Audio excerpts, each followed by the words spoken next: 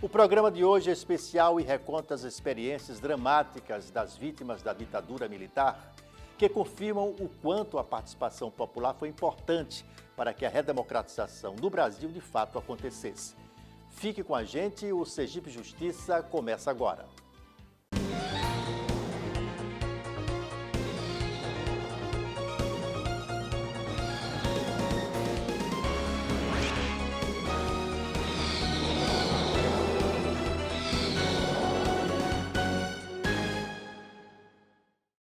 No início dos anos 60, a renúncia do presidente Jânio Quadros desencadeou uma série de fatos que culminaram em um golpe de Estado. Militares assumiram o poder e instalaram a ditadura no Brasil. Foram 2 décadas de repressão, censura e perseguição política.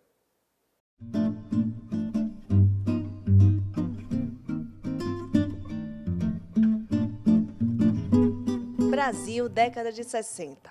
O período foi de grandes avanços tecnológicos, culturais, eclosão dos movimentos sociais, crescimento econômico e industrial. No futebol, o Brasil se tornava bicampeão mundial na Copa do Chile em 1962.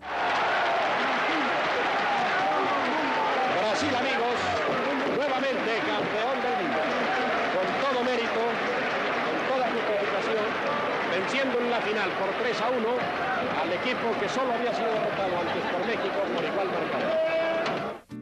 Tem dias que a gente se sente como quem partiu ou morreu. A gente estancou de repente, ou foi um mundo então que cresceu. A gente quer ter voz ativa no nosso destino mandar, mas eis que chega a roda viva e carrega o destino. A capital federal, Brasília, tinha acabado de ser inaugurada. No campo político, após a renúncia de Jânio Quadros à presidência da República, o sucessor João Goulart, em um governo populista, anunciava reformas de base. O panorama era favorável à esperança de que não havia outro caminho para o país, a não ser o desenvolvimento social, econômico e político. O advogado Wellington Mangueira, estudante secundarista na época, lembra bem dos momentos de positivismo. Quando o golpe ocorreu, nós nem acreditávamos que houvesse essa possibilidade, porque o Brasil caminhava a passos largos para grandezas. O Brasil tinha sido campeão do mundo, assegurando a todos que essa miscigenação tinha dado certo. Pelé, com 17 anos, era uma novidade internacional, a ponto de dizer que era o rei do futebol, né?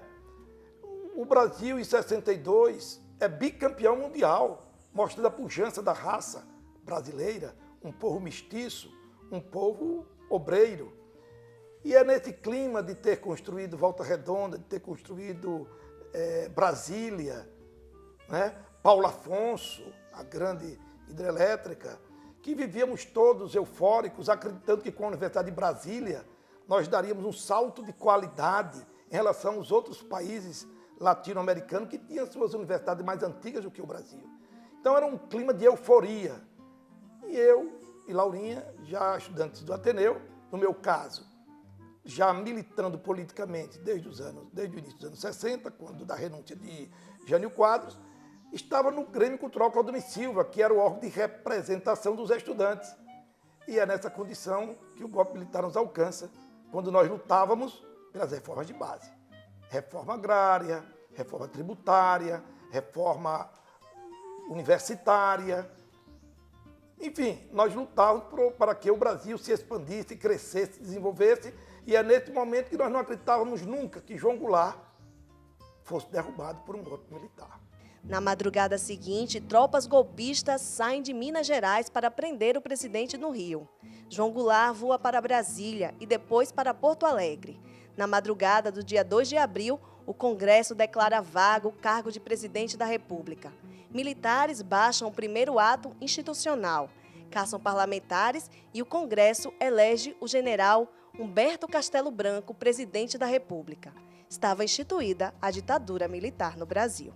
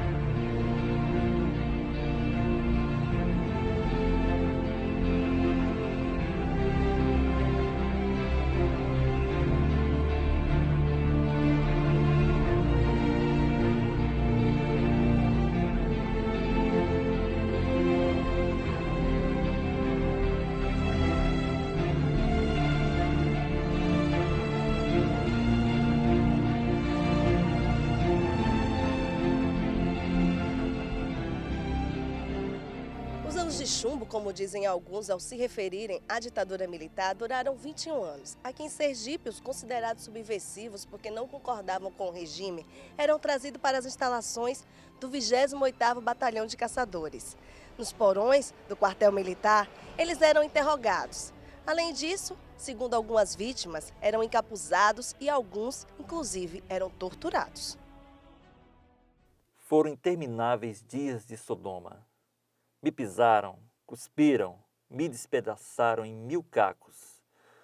Me violentaram nos meus cantos mais íntimos. Foi um tempo sem sorrisos.